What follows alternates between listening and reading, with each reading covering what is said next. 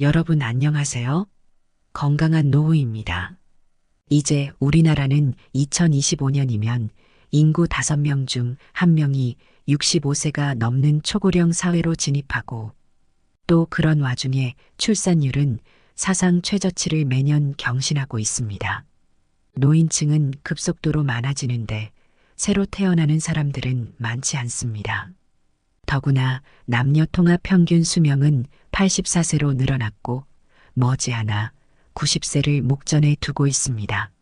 쉽게 말해서 지금 40, 50대의 사람들이 20년 뒤 60, 70세가 되었을 때 80대, 90대의 부모들을 부양해야 한다는 의미입니다. 여러분의 나이가 이미 60세에서 70세가 넘었다면 어떻게 사는 게 바람직할까요? 오늘 그 이야기를 해보려고 합니다. 오늘 영상을 끝까지 보시고 외롭지 않고 편안한 노후를 보내실 수 있었으면 합니다. 시청하시기 전에 구독과 좋아요, 알림 설정을 해두시면 도움되는 정보를 꾸준히 받아보실 수 있습니다. 지금은 100세 시대라고 할 만큼 수명이 길어진 것은 기쁜 일일 수도 있겠으나 걱정되는 점도 있습니다. 건강하게 내 손으로 먹을 수 있고 걸어 다닐 수 있으면 그것만큼 큰 복이 어디 있겠습니까? 그러나 대다수가 병원에 누워서 간병인의 도움 없이는 아무것도 할 수 없다는 것이 큰 문제입니다. 처음에 100세를 살 수 있다고 다들 좋아하고 그런 유행가도 인기가 있었던 시절도 있었죠. 그러나 요즘 여기저기에서 들려오는 노인 문제에 마음이 시려옵니다. 나이가 들면서 자식들에게 근심이 되지 않고 건강하게 살다가 가는 것이 모든 부모들의 바람일 것입니다. 그러기 위해서 나이가 들수록 건강에 해로운 건 피하고 건강에 이로운 것은 꾸준히 실천하는 게 당연하다는 생각이 드는데요. 평균 수명은 앞으로 점점 더 증가해서 100세에 가까워질 것입니다. 그렇지만 아무리 오래 살 수 있다고 해도 건강 수명이 늘지 않으면 누군가의 손길을 필요로 하거나 침대에서 생활해야 하는 기간만 길어질 뿐입니다. 80세 이후는 70대와는 완전히 다릅니다. 어제까지 가능했던 일이 오늘은 안 되는 상황을 수없이 맞닥뜨립니다. 컨디션 난조를 겪는 일도 잦아집니다. 무거워서 드는 것조차 못하게 되는 암담한 순간을 맞게 되는 나이입니다. 또 치매인가라는 생각에 자신감을 잃는 일도 있을 겁니다. 리모컨을 어디에 뒀는지 기억조차 없는 당황한 상황을 자주 겪기도 하는데요. 배우자나 가까운 사람의 죽음을 경험하면서 하루아침에 고독이나 절망에 사로잡힐지도 모릅니다. 오늘 더 나이 들기 전에 준비하고 실천해야 할 5가지 소개해 드리겠습니다. 첫 번째, 배우자를 소중히 여기세요.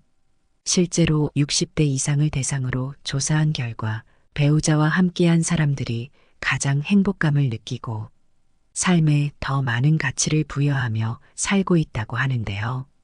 그래서 아무리 자식이 효도를 한다고 해도 배우자만 못하다는 겁니다.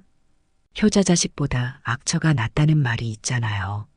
내가 외롭고 아플 때 옆에서 지켜주는 사람은 배우자이지 가까이 살아도 쉽게 얼굴도 안 보여주는 자식들이 아니라는 겁니다.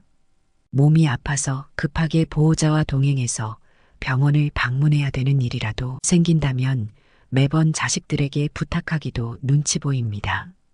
또 멀리 살고 있다면 급한 일이 있을 때 큰 힘이 못 됩니다. 미운정 고운정으로 같이 살고 있는 배우자만큼 남은 인생에 소중한 동반자는 없다는 얘기입니다. 그러니 배우자가 살아있을 때 서로에게 최선을 다하며 지내야 합니다. 두 번째, 할 수 있는 일은 포기하지 않아야 합니다.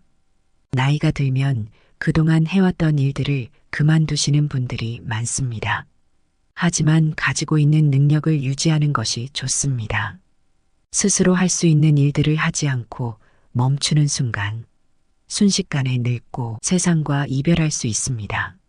저의 어머니가 젊어서부터 장사를 하셨는데 나이가 70이 넘어서도 계속 장사를 하는 것이 자식들 눈에는 보기가 좋지 않아서 또 남의 눈도 있고 하니 장사를 그만두게 했습니다. 그런데 장사를 그만둔 지 얼마 되지 않아서 몸의 기력이 급속도로 떨어지고 치매가 와서 몇 년을 고생하다가 돌아가셨습니다. 생활을 하기 위해서 나이 들어 장사를 한다기보다 건강하게 살고 치매를 예방하기 위해서도 하시는 일을 멈추면 안 됩니다. 나이 들어 운전면허증을 자진 반납하면 지원금을 주는 제도가 있다 보니 면허증을 반납하시는 분들이 많습니다. 하지만 아직 충분히 운전을 할 수 있는데도 허둥지둥 면허를 반납할 필요는 없습니다. 운전뿐만 아니라 배우고 싶은 것이 있다면 적극적으로 배우시기 바랍니다. 건강한 노후 생활을 보내는 가장 중요한 방법 중 하나가 노후에도 배움을 지속하는 건데요. 나이가 들었다고 집에만 계시는 것은 수명을 단축시키는 가장 안 좋은 방법입니다. 마음 맞는 친구를 만나든 취미 생활을 즐기시든 무언가에 흥미를 가지고 몰두하시는 것이 좋습니다. 세 번째, 참지도 말고 무리하지도 마세요. 나이 들어 참거나 무리하지 않고 사는 게 방법입니다. 건강을 생각해서 먹고 싶은 걸 못 먹는 스트레스가 있습니다. 이렇게 건강을 위한다는 명분으로 나이가 들어서도 먹고 싶은 음식을 피하고 소식하고 기름진 음식을 자제하고 비만은 건강을 해친다는 것이 상식이 되었는데요. 이런 얘기는 60대까지는 건강을 해치는 원인이 되기도 하지만 70을 넘어 80세를 앞두고 있다면 이러한 생각은 일단 접어두셔야 합니다. 먹고 싶다는 욕구는 몸이 필요하다는 것이니 입에 당기는 음식은 마음껏 드셔야 됩니다. 체중 관리한다고 굶거나 식단 관리를 하지 마세요. 살이 좀 찐 사람이 오히려 더 오래 산다는 통계도 있습니다. 먹고 싶은 음식을 참으며 체중 조절을 하면 스스로 수명을 깎는 행위입니다. 채식이 좋다고 매일 풀만 드시지 마시고요. 나이 들수록 단백질 섭취가 가장 중요하기 때문에 고기도 드셔야 합니다. 80세 이후에 운동은 30분 정도의 가벼운 산책 정도면 충분합니다. 네 번째, 자기와 맞는 의사를 찾자. 나이가 들면서 좋은 의사를 선택하고 얼마나 좋은 관계를 유지하느냐가 관건입니다. 그렇다면 어떤 의사를 선택해야 할까요? 좋은 의사를 구별하는 방법은 약에 관해 이야기를 나누어 보는 것입니다. 본래 약은 몸 상태를 좋게 하는 것이 목적인데 처방해준 약을 먹고 몸 상태가 나빠진 것 같다고 해도 안 먹으면 죽는다라는 식의 태도를 보이는 의사라면 그 병원은 그만 다니는 편이 낫습니다. 제대로 된 의사라면 다른 약으로 바꾸든 양을 줄이든 후속 조치를 취하게 될 것입니다. 만약 그런 의사라면 좋은 주치의가 될 수 있습니다. 환자를 잘 섬기는 의사, 환자들의 말을 다 들어주는 의사는 좋은 의사라 볼 수 있습니다. 환자가 말할 때 차트나 들여다보고 환자가 묻는 질문에 마지못해 몇 마디 대답해주는 의사는 결코 좋은 의사가 아닙니다. 또 환자의 눈높이에서 환자가 궁금해하는 것을 성의껏 잘 설명해주는 친절한 의사인지도 확인해 보셔야 합니다. 자기 환자를 끝까지 책임지는 의사의 자세가 무엇보다 중요합니다.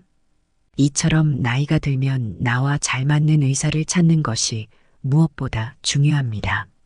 진료받을 때마다 불편함을 느끼게 하거나 심리적 피로감이 들게 하는 의사라면 맞지 않다는 뜻입니다.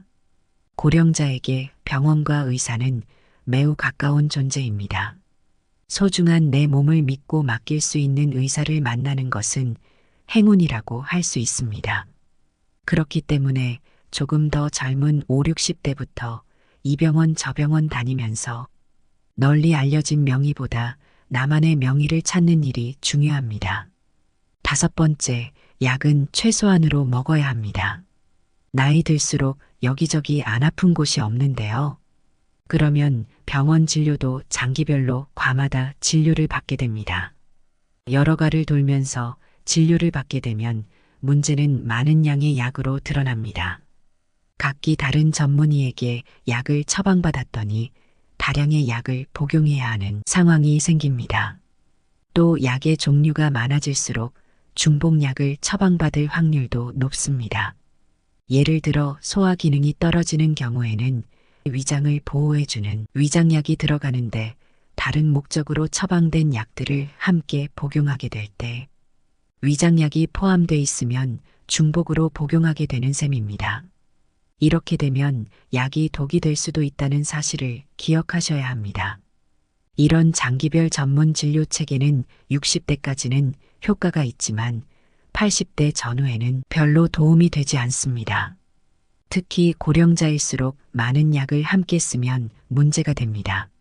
물론 꼭 먹어야 하는 약도 있으므로 모든 약을 끊을 수는 없지만 일상생활의 활동 수준을 방해하지 않도록 최소한에 머물러야 합니다.